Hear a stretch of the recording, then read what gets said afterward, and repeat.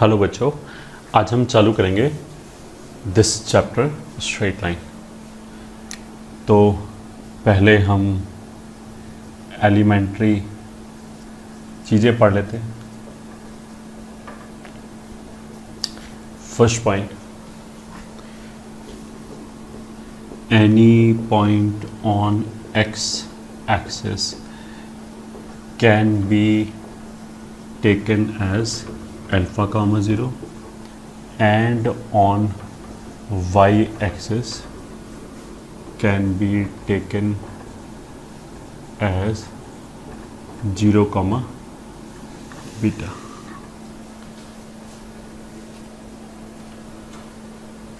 First thing. Second, if a alpha comma 0 and b beta comma 0 lies on x-axis, then distance AB will be equals to beta minus alpha का mod. ठीक है, ये क्यों बोला गया कि मान लिया अगर एक पॉइंट इधर है अल्फ़ा कॉमा 0, दूसरा पॉइंट इधर है बीटा कॉमा 0, तो इनके बीच जो डिस्टेंस होगा उसमें हमेशा एक्स कोऑर्डिनेट को घटाएंगे। ये ठीक है, कुछ बच्चों की टेंडेंसी होती है अल्फ़ा प्लस बीटा लिखने की। अब अगर मान लिया बीटा वाई एक्सिस के लेफ्ट हैंड साइड पे है तो बीटा नेगेटिव भी तो होगा। तो अगर मैं ऐड कर दूं अल्फ़ा प्लस बीटा कर दें और बीटा नेगेटिव है तो इस डिस्टेंस और इस डिस्टेंस का डिफरेंस आ जाएगा। तो इसलिए हमेशा ही अल्फ़ा माइनस बीटा का मॉड या बीटा माइनस अल्फ़ा का मॉड लिखेंगे, चाहे दोनों एक्स एक्सिस के राइट हैंड वाई एक्सिस के राइट हैंड साइड हो, चाहे दोनों लेफ्ट हैंड साइड हो, या फिर एक लेफ्ट पे हो एक राइट पे हो, तीनों ही केसेस में ऐसे ही लिखेंगे। ठीक है, डिस्टेंस फॉर्मूला ऐसे लगाएंगे। फिर आगे third point, if A x1 y1 b x2 y2 and c x3 comma y3 are 3 points, then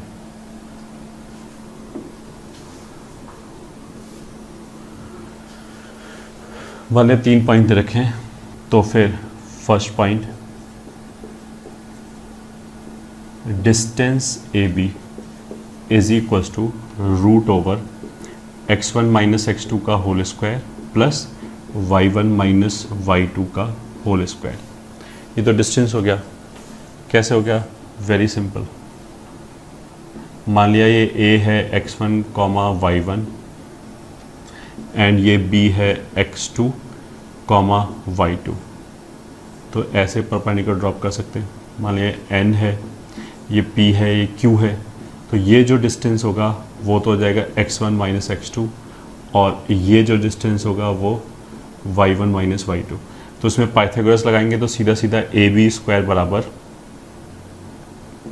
मान लिया n है और ये तो b है ही, तो ए बी स्क्वायर बराबर आ जाएगा A N square plus B N square.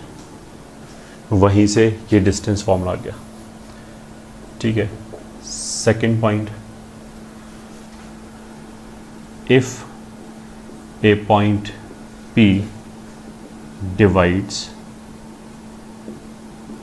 AB in the ratio lambda is to mu।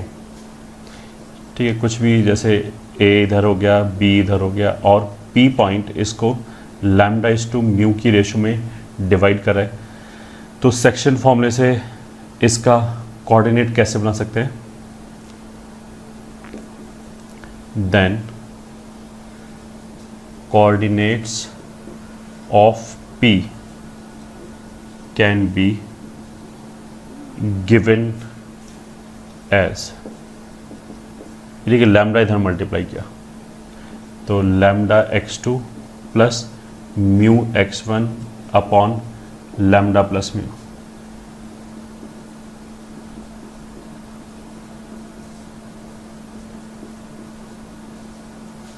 Lambda plus में, ठीक है। This is called section formula.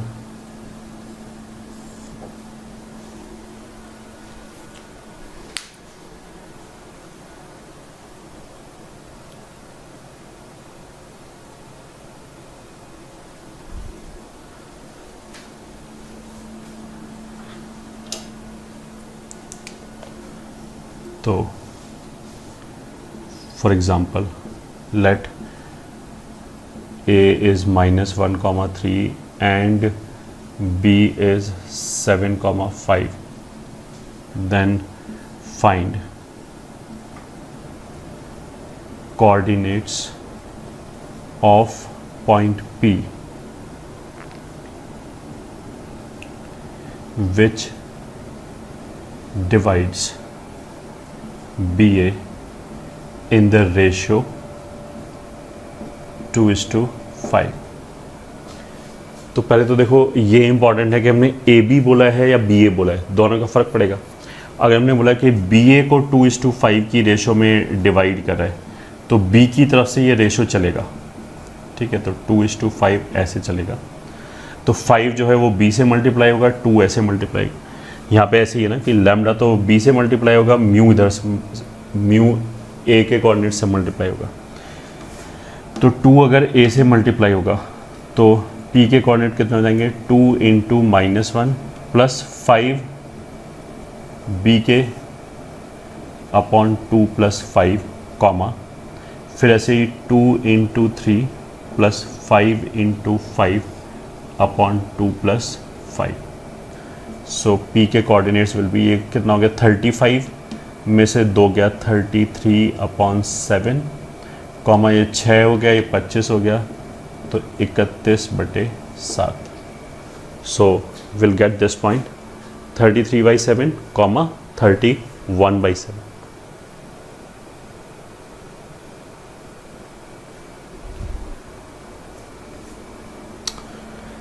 ठीक है। अब इसी के अंदर नोट 1 फॉर एक्सटर्नल डिवीज़न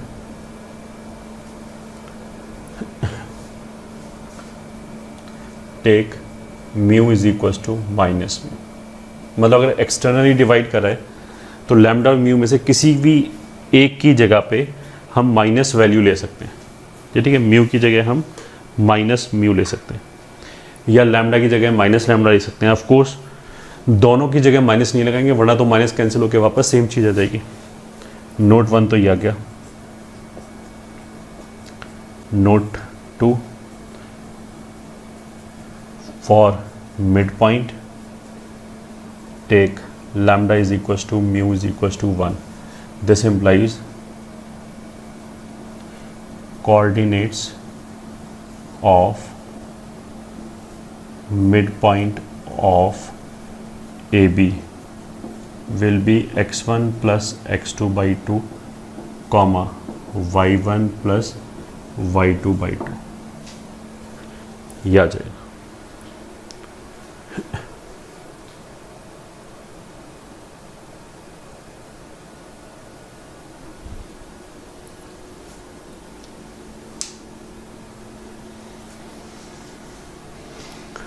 ठीक है, एक और नोट लिख लिया। नोट 3 फॉर एक्सटर्नल डिवीजन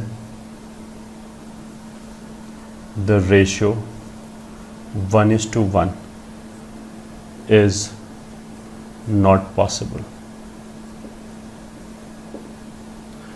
ठीक है, एक्सटर्नल डिवीजन में 1:1 पॉसिबल नहीं है। वैसे भी डिनोमिनेटर में जैसे यहाँ पे लैम्डा प्लस म्यू लिखा है, एक्सटर्नल डिवीजन के लिए हम म्यू की जगह माइनस म्यू रखेंगे तो लैम्डा और म्यू की दोनों की वैल्यू अगर बराबर हो गई तो डिनोमिनेटर में 0 आ जाएगा, which will not be defined, ऐसे भी बोल सकते हैं। और सीधा सीधा IQ से भी देख सकते हैं। जैसे एक्सटर्नल डिवीजन का मतलब क्या है कि AB को हमने एक्सटेंड किया, बाहर लाई कर रहा होगा तो बाहर जो भी पॉइंट होगा अगर वो B की साइड है, मान लिया इस वाली साइड पे, तो वो डेफिनेटली B के क्लोजर होगा, A से दूर होगा, तो A और B से बराबर हो ही नहीं सकता। ऐसे अगर वो A के क्लोजर है, इस वाली साइड है, A वाली साइड है, तो वो A के क्लोजर होगा, तो 1:1 का रेशो आ ही नहीं सकता। ठीक है,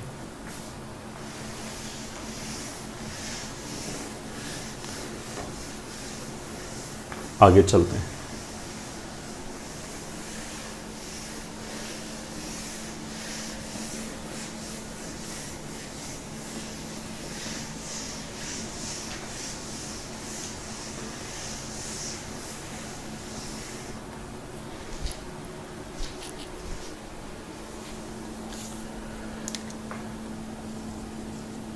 Question.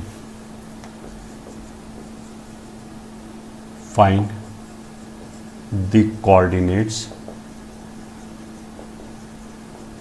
of the point P which divides AB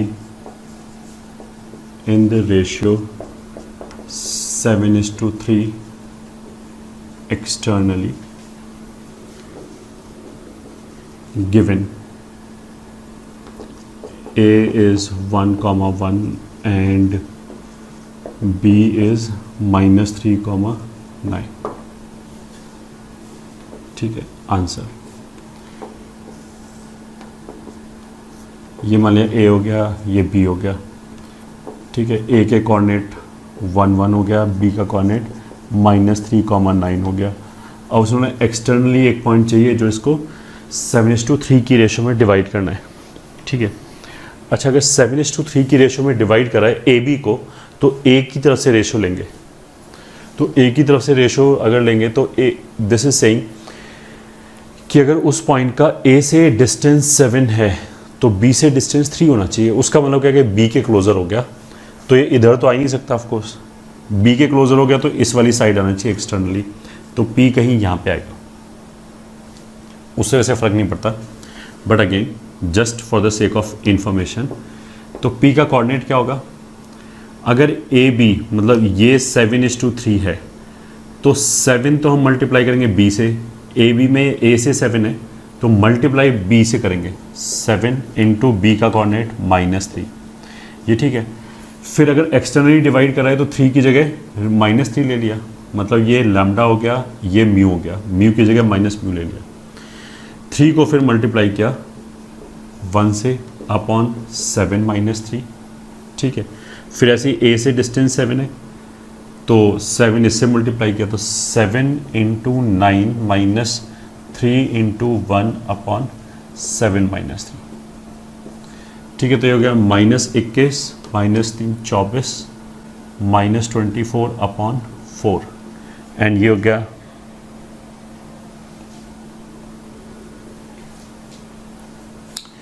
63 और -3 कितना हो जाएगा 60 अपॉन 4। तो कोऑर्डिनेट्स कितने हो जाएंगे -6,50। ठीक है, ये कोऑर्डिनेट्स आ गए।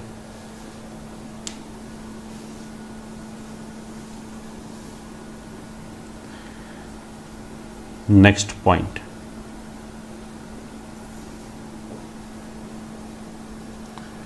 Harmonic conjugate. If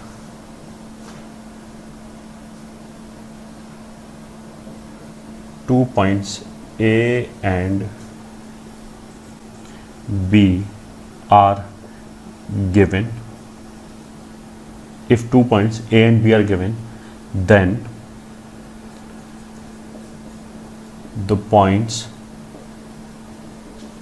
which divides AB in the same ratio than the 2 points,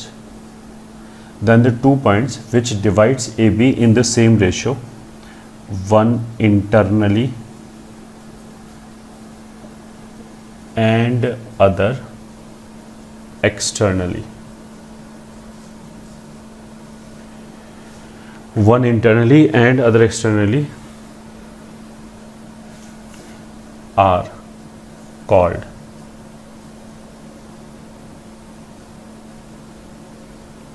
harmonic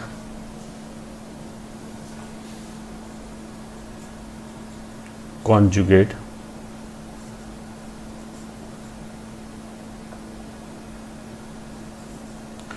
of each other with respect to AB.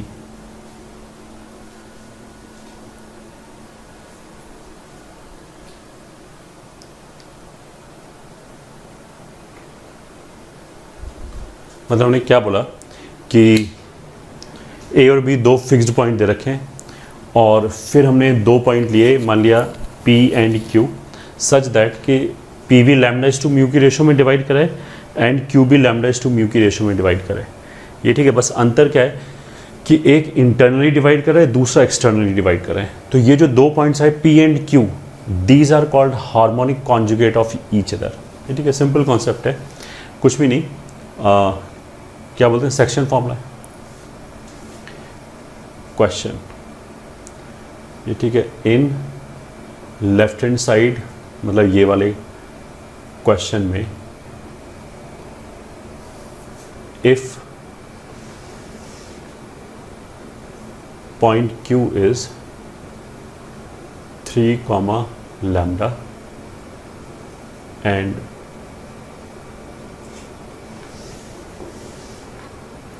if in left hand side question A और B तो वही हो गया 1, and -3, 9। ये ठीक है, Q is 3, lambda and Q, R are harmonic conjugate of each other with respect to AB, then find R। क्या हो गया क्वेश्चन, उसने हो गया A और B दो पॉइंट दे रखे हैं, वापस वही A कितना हो गया 1:1, ये ठीक है, एंड B कितना हो गया -3:9। फिर इन दोनों पॉइंट्स के लिए ये ठीक है, we are having two points Q and R which are harmonic conjugate of each other, और उसमें से हमें Q का x कोऑर्डिनेट बता रखा है, ठीक है। तो फिर हमें पॉइंट R चाहिए, वेरी सिंपल। मान लिया हमने कि Q इसको λ/1 की रेशो में डिवाइड कर रहा है, ठीक है। तो x कोऑर्डिनेट ऑफ Q क्या होना चाहिए, lambda times this, lambda -3 plus 1 times this, तो 1 अपॉन लैम्डा +1।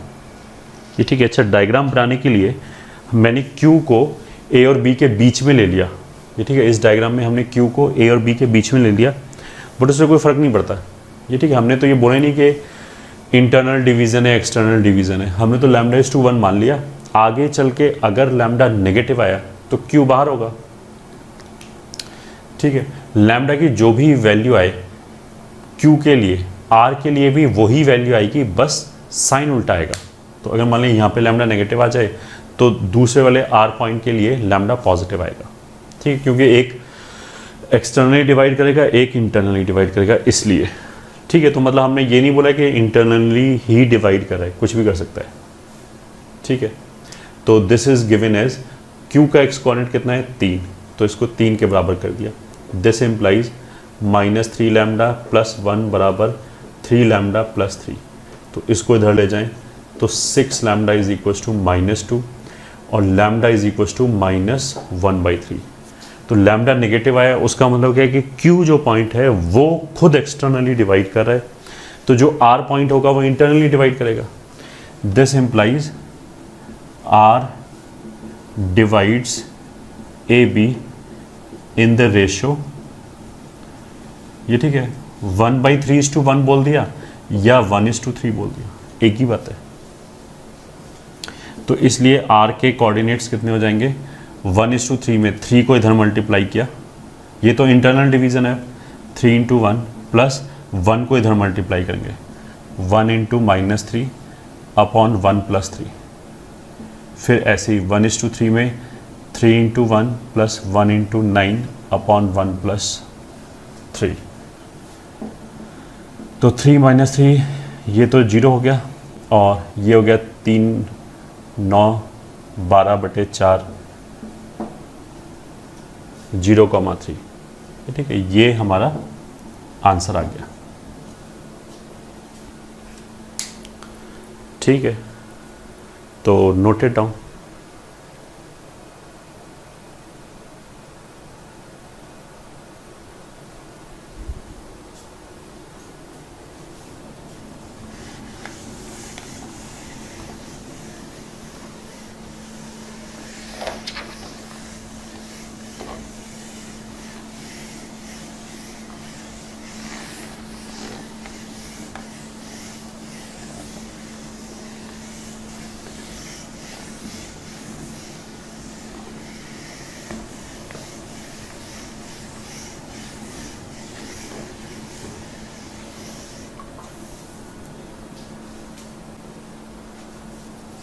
आगे चलते हैं। सेक्शन फॉर्मूला हो गया, डिस्टेंस फॉर्मूला हो गया। अब और आगे चलते हैं।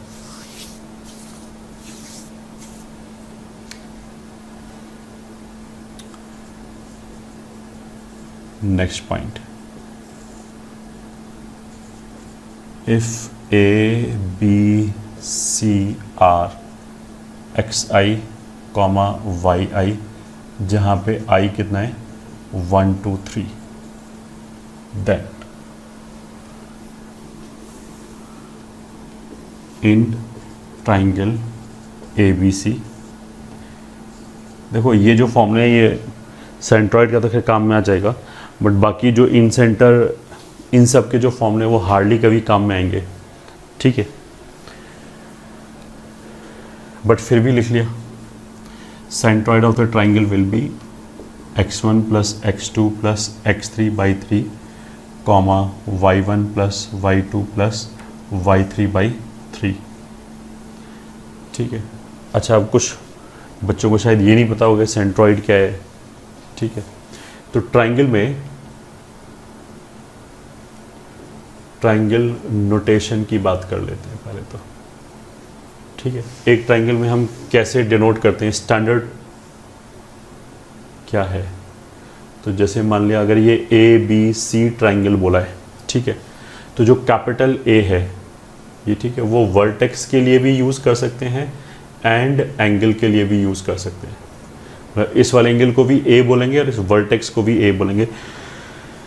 कॉन्टेक्स्ट में जब पढ़ेंगे तो समझ में आ जाएगा कि उसका मतलब पॉइंट से है या एंगल से है।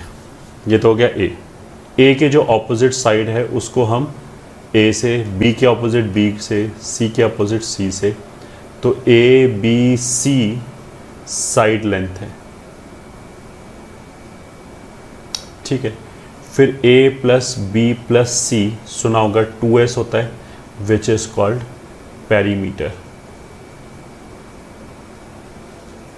सही है, तो s जो हो गया वो a plus B plus C by 2 हो गया, तो उसको ऑफ कोर्स हम क्या बोलेंगे, सेमी पेरीमीटर। ये ठीक है, s हो गया हमारा सेमी पेरीमीटर।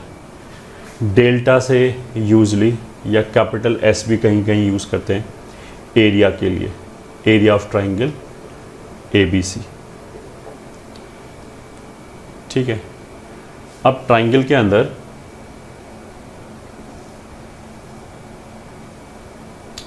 जो मीडियंस हैं वो एक पॉइंट पे कट करता है, A B C। मान लिया ये mid point M1 M2 M3। ठीक है, ये और ये बराबर है, ऐसे ही ये और ये बराबर है, ये और ये बराबर है। तो ये जो पॉइंट है इसी को हम सेंट्रॉइड बोलते हैं, और ये मीडियन को 2:1 की रेशो में कट करता है। तो G क्या है, सेंट्रॉइड। ये ठीक है, डिफाइन कैसे करते हैं, point of concurrency of medians.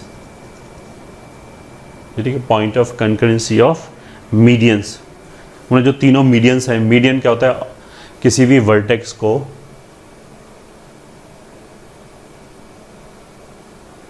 Vertex को ऑपोजिट साइड के मिड पॉइंट से ज्वाइन करने वाली लाइन।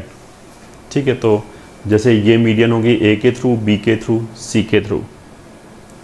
ठीक है, इसको हम जी से डिनोट करेंगे, of course A G upon G M one 2/1 होगा। ठीक है, फिर इसी में अगर हमने देखो ऑल्टीट्यूड्स लिए, मतलब परपेंडिकुलर ड्रॉप किया ए बी सी, तो ये मान लिया डी हो गया, फिर यहाँ से परपेंडिकुलर मान लिया ई हो गया, यहाँ से परपेंडिकुलर मान लिया ये एफ हो गया। तो ट्राइंगल के अंदर जो परपेंडिकुलर्स हैं ऑपोजिट साइड पे, वर्टेक्स से ऑपोजिट साइड पे जो परपेंडिकुलर ड्रॉप किए, ऑफ कोर्स 3 वर्टिसेस हैं तो 3 परपेंडिकुलर आ जाएंगे, ये वो भी कॉन्करेंट होता है एक पॉइंट पे, उसको हम क्या बोलते हैं, ऑर्थो सेंटर। तो H क्या है, ऑर्थो सेंटर। कैसे डिफाइन करते हैं, it is point of concurrency of altitudes. ठीक है, ये हो गया हमारा ऑर्थो सेंटर। फिर और आगे चलते हैं, ये ऑर्थो सेंटर हो गया। फिर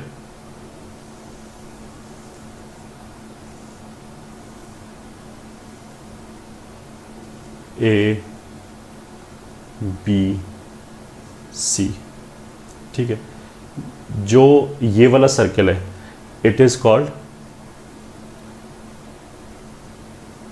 circum circle of triangle A B C. इसका जो सेंटर है मान लिया के, that is called circumcentre. ठीक है, सर्कम सेंटर क्या होता है, इसको हम ऐसे ही बोल सकते हैं कि जो भी तीनों वर्टिसेस से पास करने वाला सर्कल है उसका centre is called circum centre. दूसरा तरीका क्या है कि जो साइड्स के परपेंडिकुलर बाइसेक्टर्स हैं, जैसे ये जो लाइन है ये परपेंडिकुलर है इस पे एंड बाइसेक्ट कर रहा है, मतलब ये दोनों बराबर है। ऐसे ही ये दूसरा बाइसेक्टर हो गया, ये परपेंडिकुलर है AC के एंड इतना डिस्टेंस एंड इतना डिस्टेंस बराबर है। ऐसे ये तीसरा परपेंडिकुलर बाइसेक्टर हो गया, ये और ये बराबर है। तो circumcenter is also point of concurrency of perpendicular bisectors. तो circumcenter is point of concurrency of perpendicular bisectors। ठीक है, जिसको हमने K से डिनोट किया है यहाँ पे। अच्छा, इस सर्किल की जो रेडियस है उसको हम यूजली किससे डिनोट करते हैं, कैपिटल R से, and that is called circumradius. तो capital R is circumradius. Circumradius मतलब सर्कम सर्किल का रेडियस। तो K से तीनों वर्टिसेस का डिस्टेंस कैपिटल R के बराबर ही होगा, क्योंकि ये पॉइंट सर्किल पर लाई कर रहे हैं, तो सेंटर से ऑफ कोर्स सर्किल के हर पॉइंट का डिस्टेंस बराबर ही होगा, और वो बराबर वैल्यू कितनी होगी, कैपिटल R। ठीक है, तो क्या क्या अभी तक हमने पढ़ा, सेंट्रॉइड हो गया, ऑर्थो सेंटर हो गया, सर्कम सेंटर हो गया। ठीक है, चलो पहले इसी को पूरा कर लेते हैं, फिर नेक्स्ट चीज आएगी इन सेंटर। सर्कम सेंटर का मतलब क्या है कि जो वर्टिसेस से पास करे। इन सर्किल का मतलब क्या होगा, इन सेंटर को वैसे हम किससे डिनोट करते हैं, आई। होगा क्या है वैसे कि अगर मान लिया हमने एक सर्किल खींचा जो इसकी साइड्स को टच कर रहा है, A B C,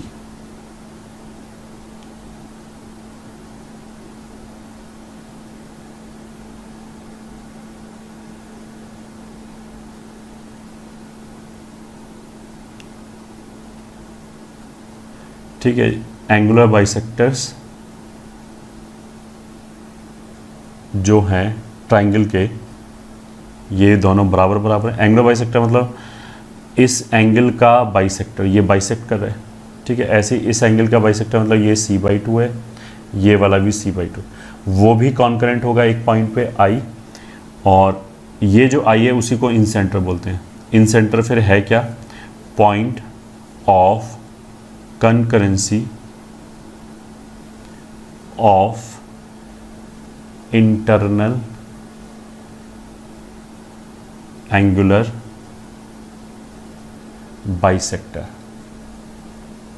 बाइसेक्टर्स, ठीक है।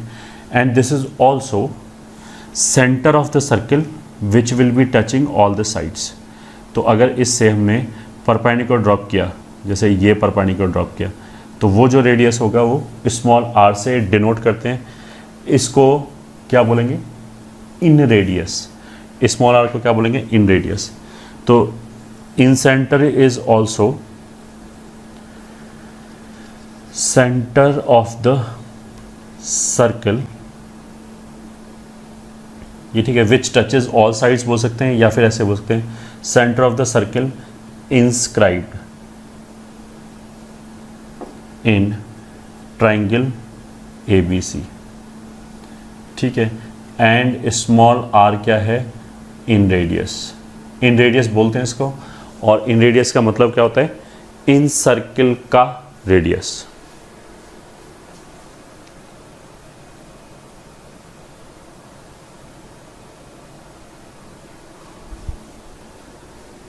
ये ठीक है, ये नोट कर लिया पहले।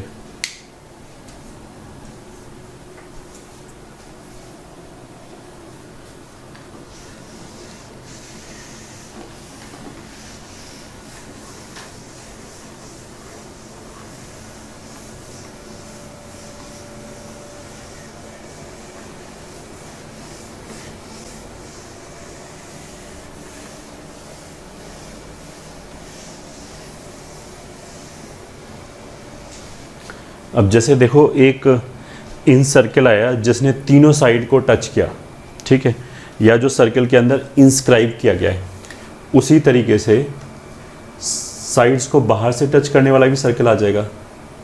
जैसे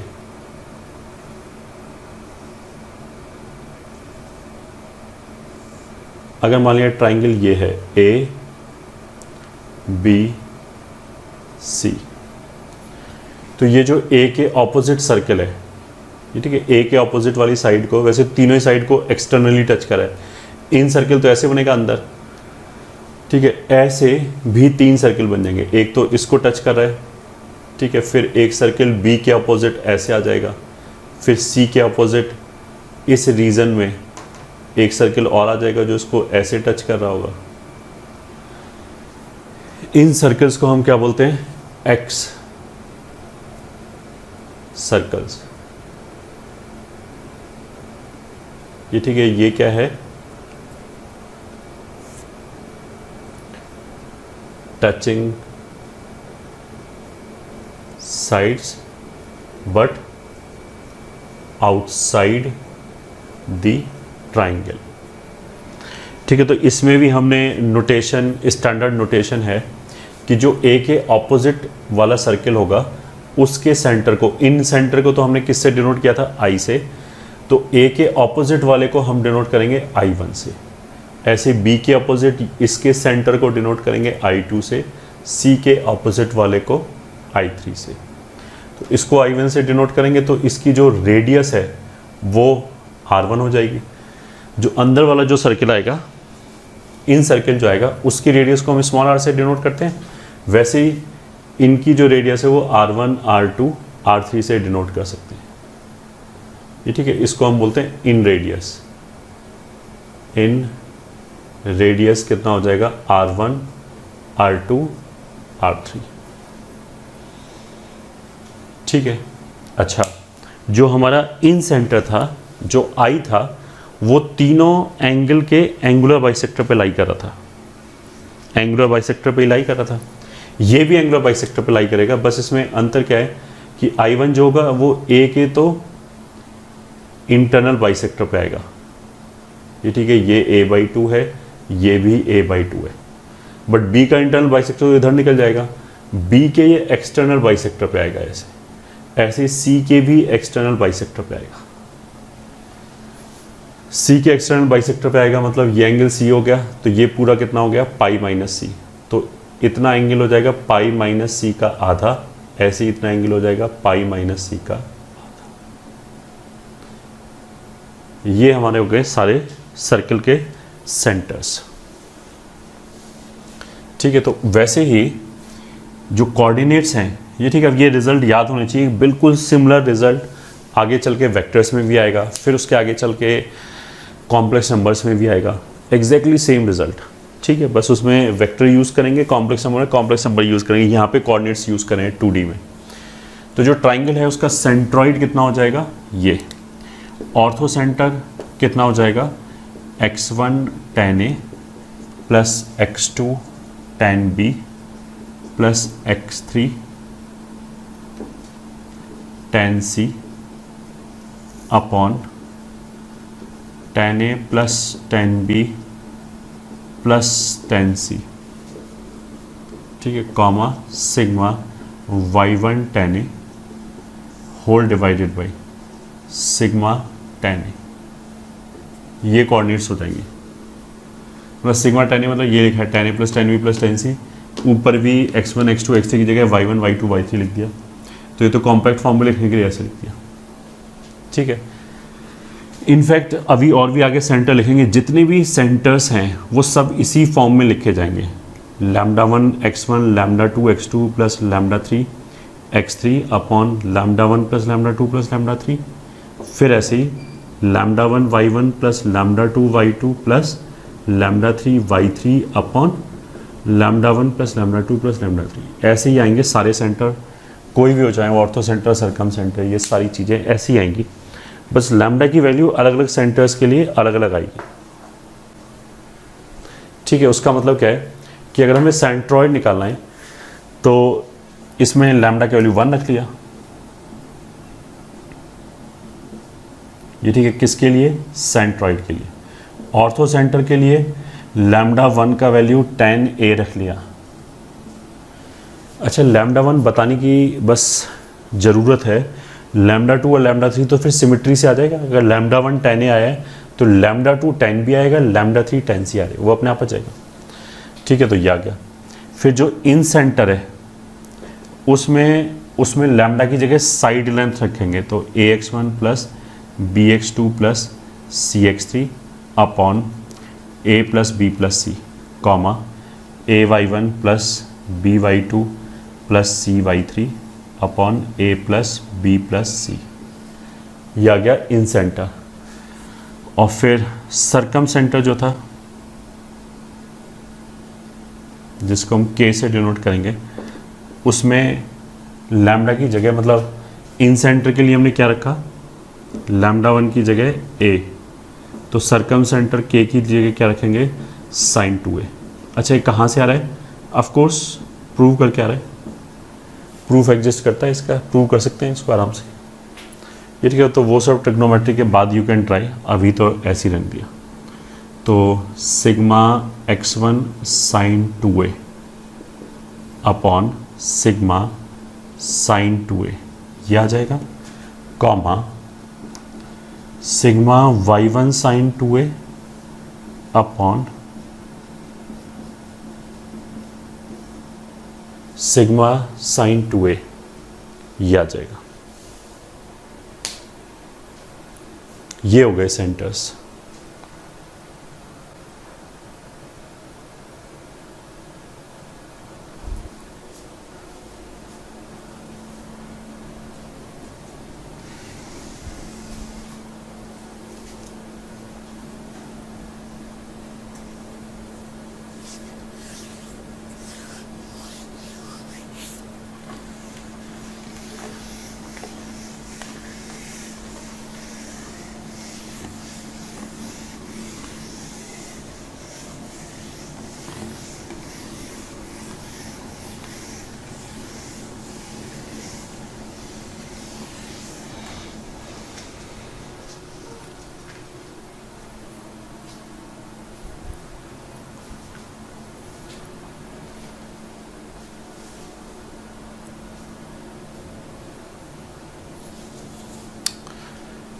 देखो, अब वैसे तो ट्रिग्नोमेट्री में ट्राइंगल से रिलेटेड रिजल्ट्स आगे चल के पढ़ाए जाएंगे, बट स्ट्रेट लाइन में भी क्या होगा, कुछ कुछ क्वेश्चंस आ जाएंगे ज्योमेट्री से रिलेटेड, जिसमें ज्योमेट्री के कुछ रिजल्ट्स लग रहे होंगे।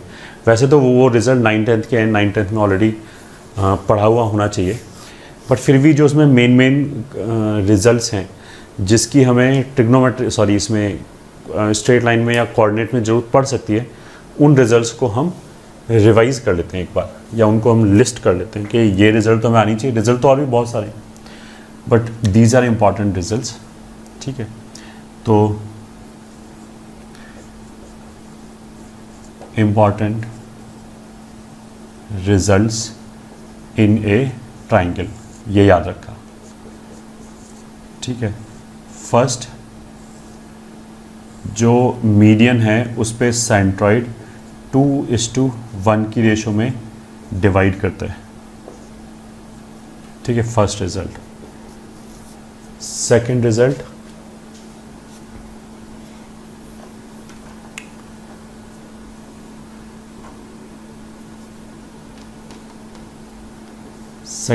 अब ये तो बहुत ट्रिवियल सा रिजल्ट है कि ए बी सी, अगर हमने ऐसे मिड पॉइंट्स लिए इनके,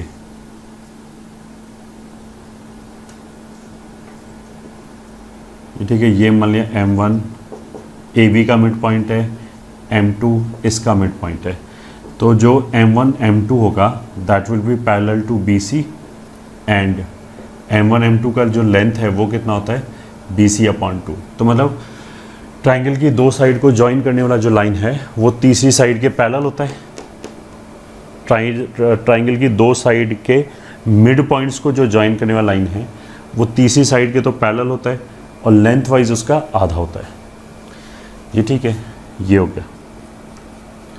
फिर third point, in a triangle in centre and centroid are always inside it। यानी कि ट्राइंगल कैसा ही बनाओ, एक्यूट एंगल्ड, ऑब्ट्यूज एंगल्ड, ये ठीक है, या फिर राइट एंगल, जो इन सेंटर होगा वो हमेशा ट्राइंगल के अंदर ही आएगा, और जो सेंट्रॉइड होगा वो भी हमेशा ट्राइंगल के अंदर आएगा, वो कभी बाहर नहीं जा सकता। वैसे सोच सकते हो कि जो इन सेंटर होगा वो तो इन सर्किल का सेंटर होगा, इन सर्किल जो इंस्क्राइब किया गया अंदर है जो ट्राइंगल के, और उसका जो सेंटर होगा वो उसके भी अंदर होगा, तो ऑफ कोर्स इन सेंटर हमेशा ही अंदर आएगा। ऐसे ही जो मीडियंस हम बनाएंगे वो ट्राइंगल के बाहर जा ही नहीं सकता, मीडियंस जो है, तो उनका जो पॉइंट ऑफ कॉन्करेंसी है वो भी ट्राइंगल के अंदर ही आएगा। ये ठीक है, ortho centre and circum centre, ये ठीक है, दे मे lie inside, outside or on the triangle। ठीक है, मतलब जो ऑर्थो सेंटर है वो ट्राइंगल की साइड पे भी लाई कर सकता है। ऑन द ट्राइंगल कब होगा? राइट एंगल ट्राइंगल में, राइट एंगल्ड ट्राइंगल में। ये ठीक है, इनसाइड क्या होगा? एक्यूट एंगल्ड ट्राइंगल में। आउटसाइड क्या होगा? ऑब्ट्यूज एंगल्ड ट्राइंगल में। ठीक है, जैसे अगर राइट एंगल ट्राइंगल है तो ए बी सी, मान लिया बी पे ये राइट एंगल्ड है, तो यही समझ में आता है कि हमारे लिए ऑर्थो सेंटर होगा, क्योंकि हमने ए से परपेंडिकुलर ड्रॉप किया ऑपोजिट साइड पे, वो यही आएगा। फिर हमने सी से परपेंडिकुलर ड्रॉप किया ए बी पे, ऑल्टीट्यूड का जो पॉइंट ऑफ कॉन्करेंसी होता है वही ऑर्थो सेंटर होता है। तो अगर हमने ए से परपेंडिकुलर ड्रॉप किया, सी से परपेंडिकुलर ड्रॉप किया, तो वो बी पे ही आ रहा है, बी ही पे ही दोनों परपेंडिकुलर इंटरसेक्ट कर रहा है, तो यही ऑर्थो सेंटर हो गया। और जो हमारा सर्कम सेंटर होता है वो हाइपोटेन्यूज का मिड पॉइंट होता है। ये दोनों बराबर है, अगर ये मिड पॉइंट है तो यही क्या होगा? Circum centre. ठीक है, तो इस m का डिस्टेंस तीनों वर्टिसेस से बराबर होता है। तो CM बराबर AM बराबर BM बराबर सरकम रेडियस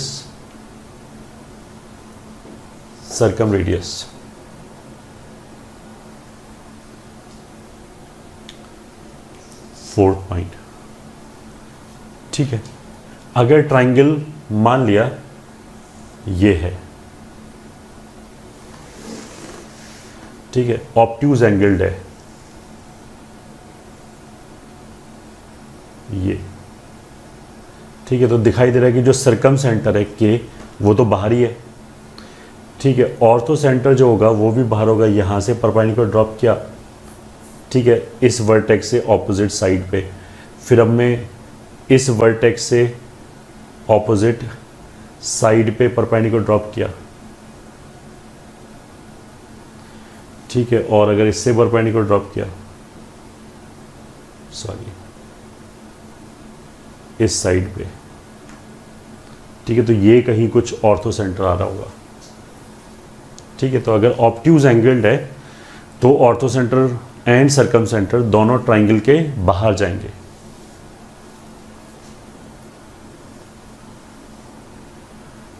ठीक है, आगे fifth, in a triangle orthocenter centroid and circumcenter are collinear. ठीक है, मतलब जैसे अगर हमने एक ट्राइंगल लिया, ये इंपॉर्टेंट रिजल्ट है, ये बहुत जगह क्वेश्चंस में आएगा, तो ये परपेंडिकुलर ड्रॉप किया, ठीक है, मान लिया ए है, बी है, सी है, ये मान लिया हमारा मिड पॉइंट है। ठीक है, तो अगर हमने ए को एम से ज्वाइन किया,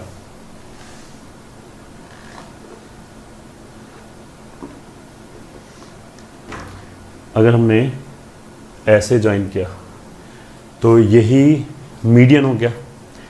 अच्छा, अगर हमने यहाँ से परपेंडिकुलर ड्रॉप किया तो ये परपेंडिकुलर बाइसेक्टर हो गया, क्योंकि एम अगर मीडियन है और हमने मीडियन से, सॉरी, एम अगर मीडियन नहीं, एम अगर मिड पॉइंट है, वहाँ से हमने BC के परपेंडिकुलर लाइन खींचा तो ये परपेंडिकुलर बाइसेक्टर हो गया।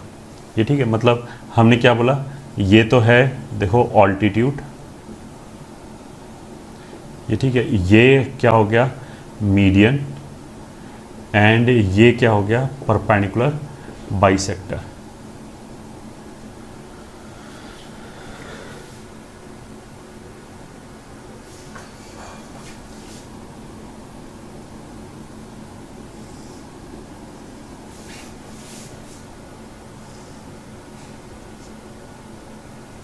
ठीक है, अब H जो है वो इस पे लाई करेगा, ऑर्थो सेंटर, G इस पे लाई करेगा,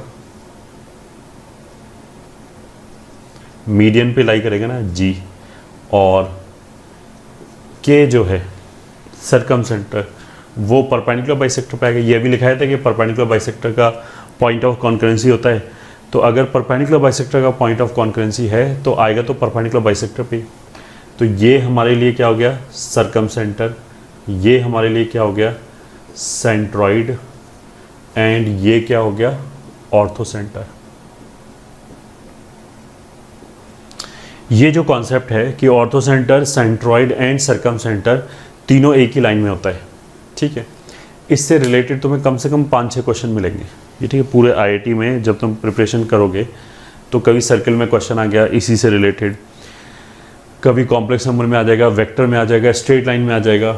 ठीक है, तो कहीं पे भी ये ठीक है, अगर इनमें से 2 चीज़ों को मेंशन कर रखा हो, उसने कहा ऑर्थो सेंटर ये है, सरकम सेंटर ये है, तो मेरे को तुरंत ये याद आ जाए। ठीक है, उसका मतलब क्या है कि फिर वो कुछ सेंट्रॉइड वेंट्रॉइड पूछ रहा होगा। ठीक है, थोड़ा घुमा फिरा के भी बोल सकते हैं, सरकम सेंटर का नाम ना लेके हमने ये बोल दिया कि ABC से पास करने वाले सर्कल का सेंटर ये है, और वो है तो सरकम सेंटर, बट डायरेक्टली नाम नहीं लिया ताकि हिंट ना लगे। तो इसमें यही बोला गया कि H, G एंड K क्या होता है, कोलिनियर पॉइंट होता है। ठीक है, और G जो है वो इस HK को 2:1 की रेशो में डिवाइड करेगा। मतलब बेसिकली अगर हम देखें तो ये ट्राइंगल एंड ये ट्राइंगल, ये ठीक है, ये वाला ट्राइंगल एंड ये वाला ट्राइंगल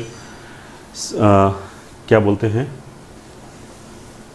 सिमिलर है। ये ठीक है, उसका प्रूफ एग्जिस्ट करता है, ऑफ कोर्स सिमिलर है वैसे। तो अगर सिमिलर है तो रेशियोज बराबर आएगा, this into this, this upon this will be this upon this. अब ये अगर मीडियन है तो जी इसको 2:1 की रेशो में कट करेगा, तो ये भी 2:1 इसलिए हो जाएगा। ये ठीक है, मतलब हमने क्या बोला, एच जी अपॉन जी के विल बी 2/1। ठीक है, और रिजल्ट को जैसे इंपॉर्टेंट रिजल्ट याद रखा, और क्या बोला जा रहा है कि सेंट्रॉइड जो है वो सेंट्रॉइड विल डिवाइड, सेंट्रॉइड मतलब G will divide join of orthocenter and circumcenter, orthocenter and circumcenter in the ratio 2:1। अब जब 2:1 की रेशियो में डिवाइड करेगा तो ऑफ कोर्स उस लाइन पे तो होना ही चाहिए ना, तभी तो डिवाइड करेगा। विदाउट उस लाइन पे हुए कैसे डिवाइड कर देगा।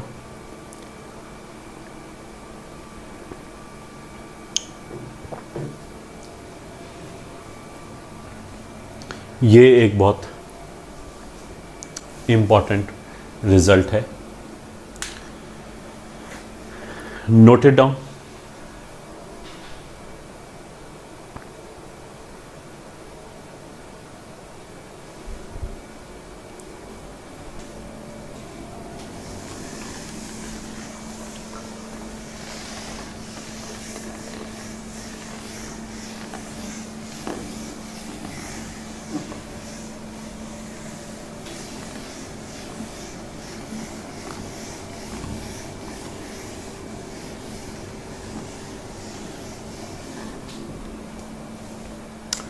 फाइव रिजल्ट हो गए थे। सिक्स्थ रिजल्ट क्या है कि जो भी एंगुलर बाइसेक्टर होता है, जैसे ये एंगुलर बाइसेक्टर है, मतलब ये एंगल और ये एंगल बराबर है, मान लिया ABC, तो ये हो गया B/2 B/2। वो ऑपोजिट साइड को एडजेसेंट साइड की रेशो में कट करता है। तो ट्राइंगल नोटेशन के हिसाब से A के ऑपोजिट साइड हो गया A, C के ऑपोजिट साइड हो गया C। तो रिजल्ट क्या है, angular bisector divides the opposite side, opposite side मतलब AC। Angular bisector divides the opposite side in the ratio of adjacent sides। मतलब AB upon BC will be AD, मतलब ये C:A की रेशो हो गया, AD upon DC। This is a important result which we should keep in our mind।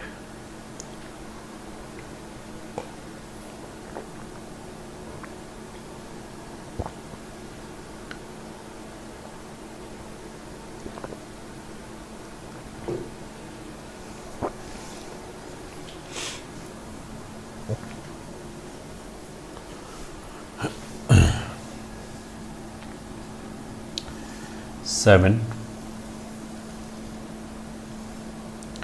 अगर मान लिया ऐसे एक ट्राइंगल है, ये हो गया A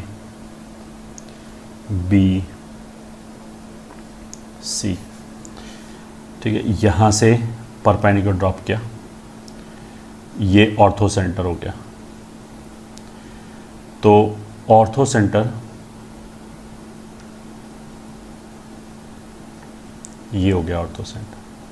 तो ऑर्थो सेंटर का ये तो ऑल्टीट्यूड है तो 90 डिग्री पे हो गई, ऑर्थो सेंटर का अगर हम रिफ्लेक्शन निकालें इस लाइन BC में तो वो यही वाला पॉइंट आएगा। मान लिया ये D है, तो कहने का मतलब क्या है, ये डिस्टेंस अगर अल्फ़ा है तो ये डिस्टेंस भी अल्फ़ा आएगा, तभी रिफ्लेक्शन हुआ ना, परपेंडिकुलर है एंड बराबर बराबर डिस्टेंस है। तो हम क्या बोलेंगे, reflection of ortho centre in side BC will lie on circumcenter।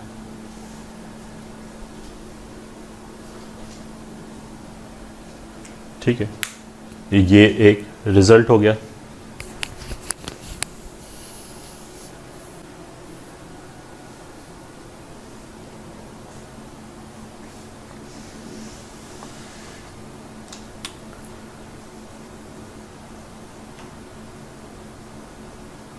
Question, let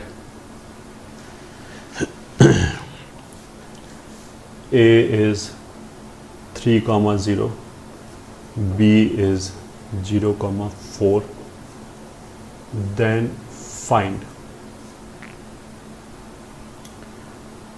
in center of triangle OAB, जहाँ पे O क्या है, ओरिजिन है। ठीक है, मतलब इसने क्या बोला, O तो ये हो गया 0, 0, ठीक है, A यहाँ पे आ गया, मान लिया 3,0, B यहाँ पे आ गया विच इज़ 0,4, तो एक ये राइट एंगल ट्राइंगल आ गया। ठीक है, इसमें इन सेंटर के कोऑर्डिनेट्स निकालने, कहीं पे अगर हम लोग ना फाइंड दिस पॉइंट, तो पॉइंट निकालने का मतलब क्या होता है, उस पॉइंट के कोऑर्डिनेट्स बताने मेरे को निकाल के कि ये कोऑर्डिनेट्स आएंगे। तो आई के कोऑर्डिनेट्स कैसे निकाल सकते हैं, वो फॉर्मूला ऐसे था, sigma A x1 upon sigma A, sigma A y1 upon sigma A, जो अभी एक फॉर्मूला लिखाया था इन सेंटर का। ठीक है, इसमें A क्या था, साइड लेंथ था, x1 क्या था, A के जो अपोजिट वर्टेक्स है उसका x कोऑर्डिनेट, तो ये तो हो गया 0, 0। ठीक है, ये साइड लेंथ 3 है, ये 4 है, ये 5 है। तो इसमें कैलकुलेशन काफ़ी इजी है, डायरेक्टली ऐसे ही बता सकते हैं, मतलब 3 को इसके ऑपोजिट वाले के x कोऑर्डिनेट से मल्टीप्लाई किया तो 3 इंटू 0, प्लस 5 को ऑपोजिट वाले से 5 इंटू 0, प्लस 4 को ऑपोजिट वाले से 4 into 3 upon A plus B plus C, तो 4 प्लस या फिर 3 प्लस 5 प्लस 4, इसी उसमें लिख लिया। फिर 3 के अपोजिट 4, तो 3 इंटू 4, प्लस 5 के अपोजिट 0, प्लस 4 के अपोजिट 0 अपॉन 3 प्लस 5 प्लस 4। ठीक है, तो ये हो जाएगा 12, ये तो कैंसिल, ये कितना हो गया 12, तो ये हो गया 1, ये भी 0, 0, 12 हो गया। ठीक है, तो इन सेंटर के कोऑर्डिनेट्स क्या क्या हो गए, 1,1।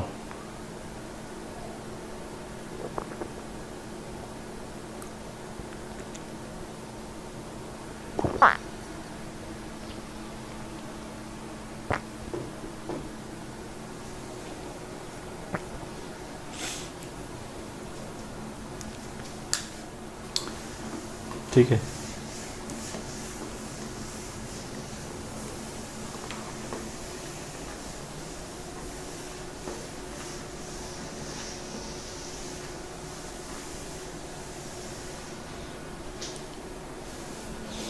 आगे चलते हैं।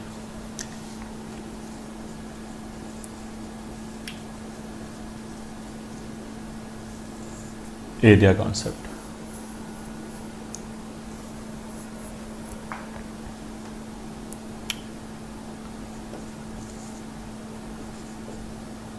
if A, B, C are xi, yi, I is equals to 1, 2, 3, मतलब आई का वैल्यू 1 रखा तो ये कितना हो जाएगा x1 y1, वो हो जाएगा a का कोऑर्डिनेट।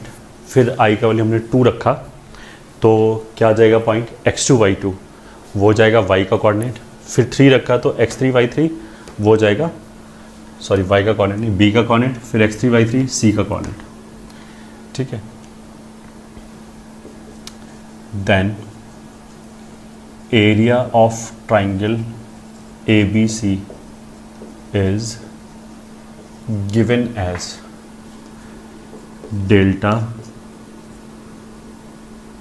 ये ठीक है, is given as area of triangle ABC बराबर mod delta, where delta is equals to half of x1 y1 1, x2 y2 1, x3 y3 1। ठीक है, मतलब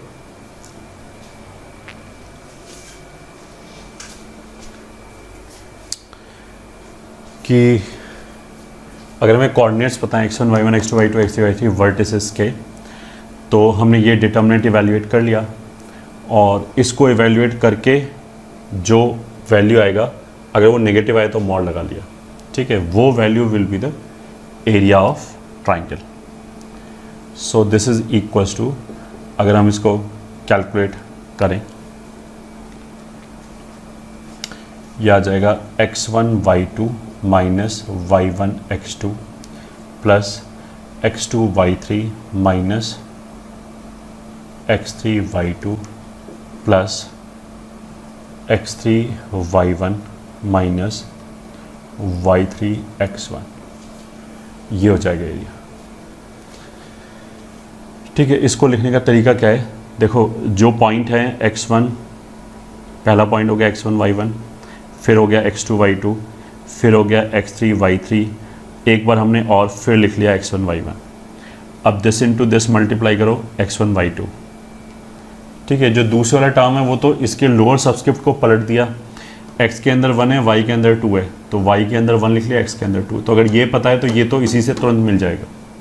तो केवल वी आर कंसर्न विद कि पहला टर्म कौन सा है, दूसरा तो पहले को देख के आ जाएगा।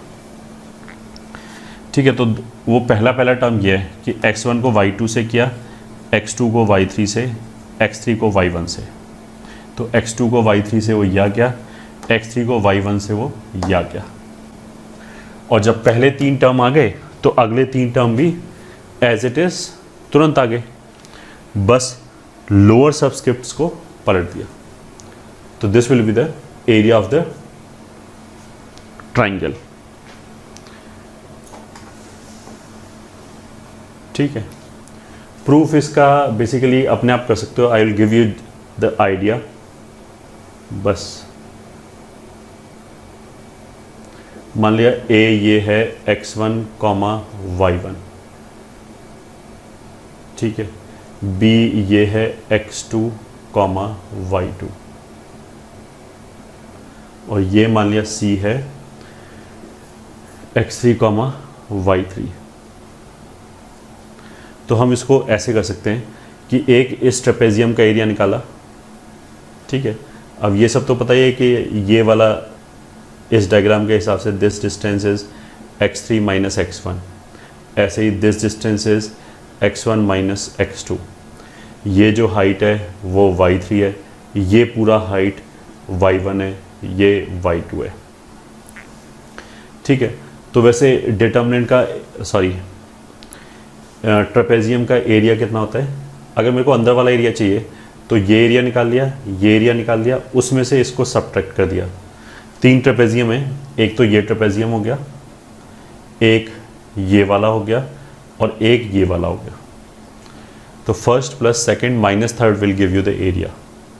ठीक है, तो area of triangle ABC is equals to, ये वाला ट्रेपेजियम का एरिया निकाला, ठीक है, वो कितना है, half into sum of parallel sides y1 plus y3 into distance between them. तो x3 माइनस x1, ये तो आ गया इस बड़े वाले ट्रेपेजियम का एरिया, प्लस हाफ ऑफ इधर वाले ट्रेपेजियम का area y2 plus y1 into x1 minus x2, फिर माइनस हाफ ऑफ ये नीचे वाला ट्रेपेजियम, ये ठीक है, ये हो जाएगा x3 माइनस x2, x3 आ गया तो इसमें से इसको घटाएंगे तो इस डायग्राम के हिसाब से पॉजिटिव वैल्यू आएगी, तो हाफ ऑफ ये हो जाएगा y2 plus y3 into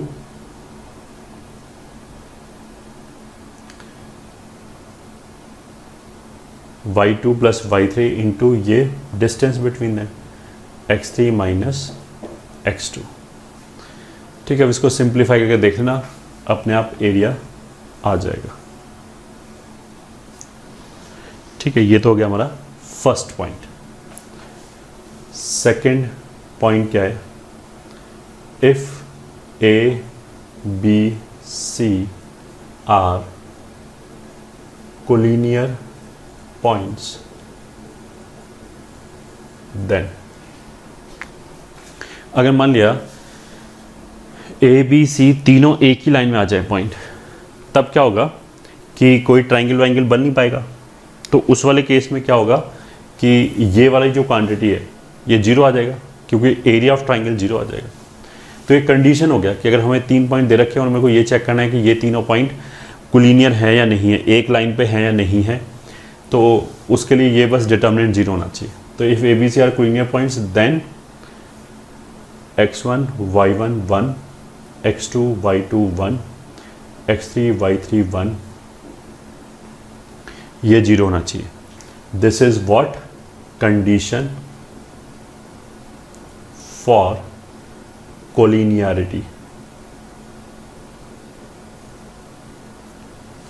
condition for collinearity of 3 points. ठीक है, 3 पॉइंट्स की कोलिनियरिटी का कंडीशन है। अब देखो, this will not be used almost anywhere, this will not be asked. ये ठीक है, वर्ड लिख लेते हैं। अभी तो ये ट्राइंगल की बात कर रहे हैं। अगर कोई जनरल पॉलिनोमियल है, पॉलिनोमियल नहीं सॉरी, कोई जनरल पॉलीगन है, तो उसका एरिया कैसे निकालेंगे? बिल्कुल इसी कॉन्सेप्ट पे आ जाएगा, बिल्कुल ऐसी एरिया आ जाएगा। तो area of polygon with vertices in order as x1 y1, x2 y2, x3 y3, and so on xn yn। मतलब n साइडेड पॉलीगन है, तो अगर साइड्स n हैं तो फिर उसके अंदर क्या बोलते हैं, वर्टिसेस भी n होगा। Then we have use something called in order. ये ठीक है, इन ऑर्डर का मतलब क्या होता है कि देखो, अगर मान लिया ऐसे पॉइंट है,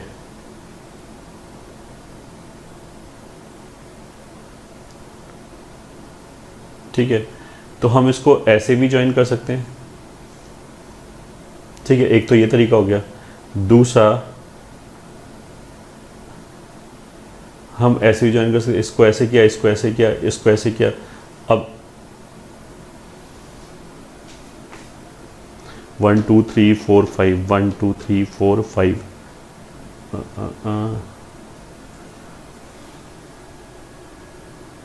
हाँ, मतलब ऐसे नहीं करना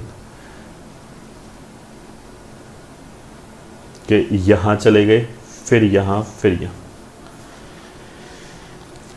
ठीक है, तो इन दोनों में पॉइंट जो था वो तो एक जैसे ही बनाए हमने, लगभग ये तीनों एक जैसे हैं, ये दोनों एक जैसे हैं। बट जो डायग्राम बनेगा उसमें ऑर्डर पे डिपेंड करेगा कि किसको किससे पहले जोड़ा है। मतलब यहाँ पे इसमें तो इसके पास चले गए, इस वाले केस में इसके पास ना जाके ऐसे चले गए। तो अगर इस ऑर्डर में जोड़ा है तो पहले इसके मतलब इसमें से कोई भी पॉइंट उठाइए, मान लिया ये, तो पहले इसके कोऑर्डिनेट लिख दिए, फिर उससे अगले वाले के, फिर उससे अगले वाले के, ऐसे करके लिखे जाएंगे। इस वाले केस में पहले इसके लिखे, फिर इसके लिखे, फिर इसके लिखे, फिर इसके नहीं लिखेंगे, पहले इसके लिखेंगे, तो उसी से आंसर चेंज हो जाएगा अपने आप। तो बिकॉज इन दोनों का इन जनरल एरिया अलग अलग आएगा, तो वो एरिया अलग अलग अपने आप आ जाएगा। ठीक है, तो area of polygon will be equals to mod delta, ये ठीक है, वही वाली चीज़ है, where delta is equals to half of, ये ठीक है। ये लिखने का वही तरीका है जो हमने ट्राइंगल में बताया, सही है, कि सारे पॉइंट्स ऐसे लिख लो।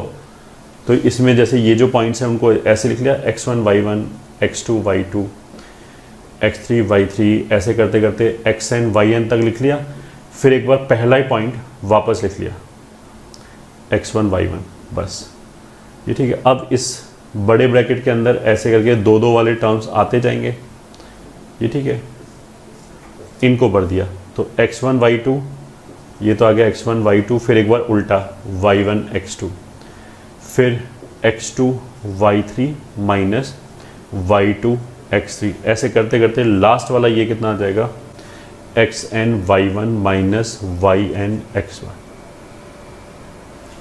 ठीक है, ये आ जाएगा एरिया।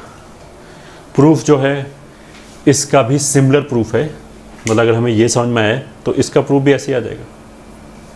जो भी क्या बोलते हैं पॉलीगन है उसको भी तो हम ट्राइंगल में डिवाइड कर सकते हैं। जैसे ये पॉलीगन है तो हम इसमें ऐसा कर सकते हैं कि ऐसे ज्वाइन किया, ऐसे ज्वाइन किया, तो एक ट्राइंगल, दो ट्राइंगल, तीन ट्राइंगल, इन तीन ट्राइंगल का एरिया लिख सकते हैं उसी स्टाइल से। तो लिखोगे तो समझ में आ जाएगा कि it can be done in this fashion, ठीक है।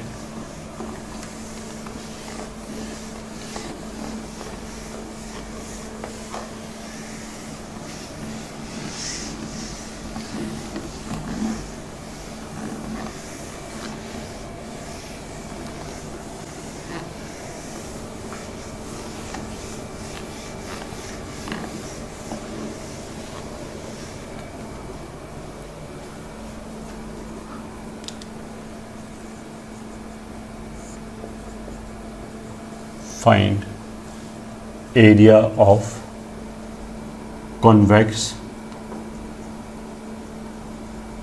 quadrilateral ABCD। कॉन्वेक्स क्वाड्रिलेटरल का मतलब यह है कि किसी भी वर्टेक्स पे जो एंगल है वो पाई से छोटा ही रहेगा हमेशा, ठीक है। तो फाइंड एरिया ऑफ द, मतलब जैसे अगर हम ये बोलें तो इसमें कोई भी एंगल उठा लो ये 180 से बड़ा ही नहीं होगा, ये ठीक है। बट अगर हम ऐसे डायग्राम बनाएं तो इसमें ये वाला एंगल 180 से बड़ा हो गया, तो ये कॉन्वेक्स नहीं है और ये है।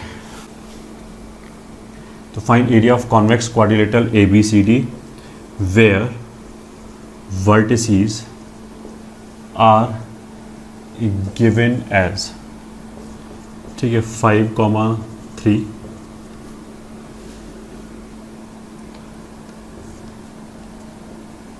-2, -2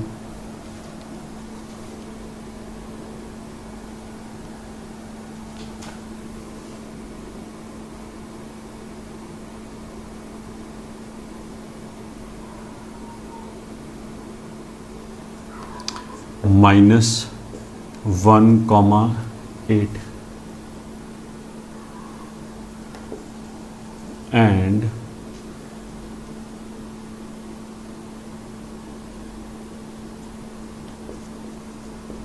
-2,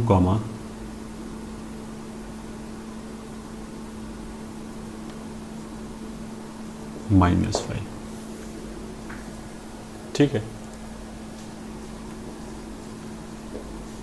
आंसर देखो, अगर कॉन्वेक्स क्वाड्रिलेटरल बोला है तो हमने पहले तो रफ डायग्राम बनाया। फर्स्ट पॉइंट कितना हो गया 5,3, फिर दूसरा पॉइंट क्या है -2, -2, तो वो मान लिया ये आ गया कि -2, -2।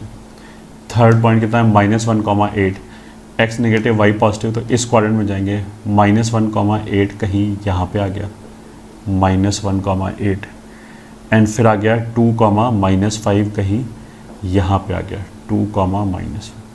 तो ऐसे कॉन्वेक्स वाला बनेगा ऐसे, ये ठीक है। जिस हिसाब से पॉइंट लिखे गए हैं तो 5,3 के बाद उसने ये लिखा है, तो अगर हमने इस सीक्वेंस में पॉइंट लिया तो एरिया गलत आ जाएगा, ये ठीक है। हमें तो ये कैलकुलेट करना है। तो इसमें जो सीक्वेंशियली पॉइंट लेंगे वो कितने आ जाएंगे, पहला 5 3, फिर -1,8, फिर आएगा -2, फिर आएगा 2, -5 एंड फिर 5,3 लिख लिया। तो area is equal to half of, पहले हमने क्या बोला था, दिस इंटू दिस माइनस फिर दिस इंटू दिस, तो 5 इंटू 8 कितना हो गया 40 माइनस दिस इंटू दिस -3 तो +3, फिर अगला दिस इंटू दिस, ये हो गया 2 + 16, ये ठीक है। फिर अगला दिस इंटू दिस तो 10 + 4 प्लस लास्ट में दिस इंटू दिस 6 + 25, ये हो गया। So this is half of 43, 18, 14, 31, ये हो गया।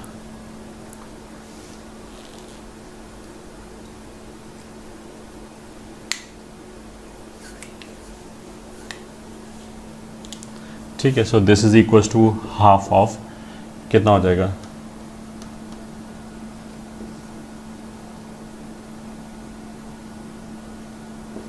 110 मतलब 53 यूनिट स्क्वायर, ये हो गया हमारा area.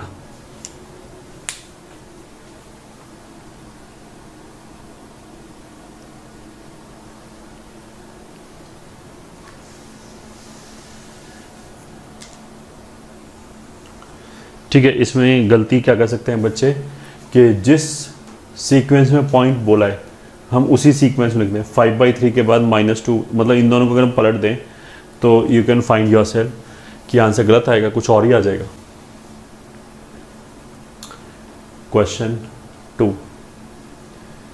Find lambda if area of triangle ABC is 4 square units if A is 1,1, B is -3,4 and C is lambda, 2 lambda plus 1। ठीक है।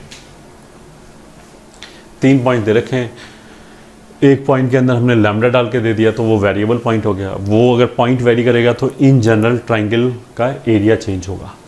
ठीक है। सॉल्यूशन, ठीक है। उसने क्या बोला कि एरिया 4 होना चाहिए, वर्टिसेस ये हो गए, तो एरिया हो जाएगा half of 1 1 1 -3 4 1 lambda 2 lambda plus 1 1 equals to, देखो ये गलती करेंगे बहुत सारे बच्चे 4 लिख देंगे, बट हमें क्या लिखना पड़ेगा +-4, क्योंकि जो भी यहाँ से वैल्यू आएगा उसका मॉड एरिया होगा, तो उसका मॉड 4 के बराबर होना चाहिए।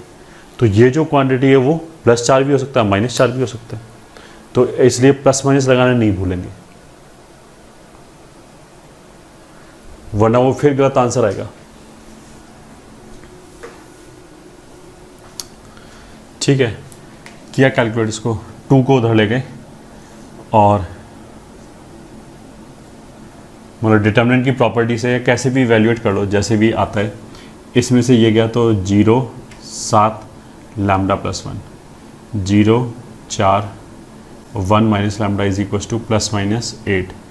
इसके रिस्पेक्ट में ओपन करेंगे तो 7 - 7 lambda -4 - 4 lambda is equal to +-8। तो ये 3 - 11 लैम्डा इज इक्वल टू -8,8 और 11 लैम्डा इज इक्वल टू, एक बार तो 11 आ जाएगा,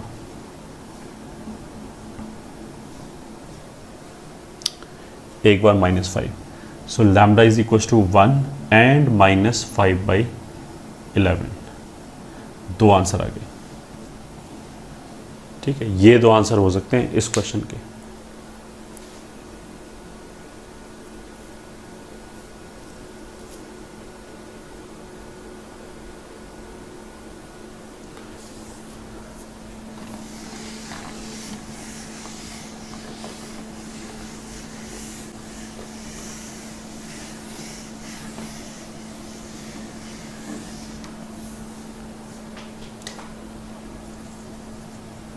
question 3, find lambda if the points 1,3, 2,2 and lambda comma 5 minus lambda are collinear points. ये 3 पॉइंट कोलिनियर है। अगर कोलिनियर पॉइंट है तो इन 3 पॉइंट से बनने वाले ट्राइंगल का एरिया 0 होना चाहिए। तो सॉल्यूशन में हम क्या करेंगे, 1 3 1 2 2 1 लैम्डा 5 माइनस लैम्डा 1, ये 0 होना चाहिए। इसको इवैल्यूएट कर लिया,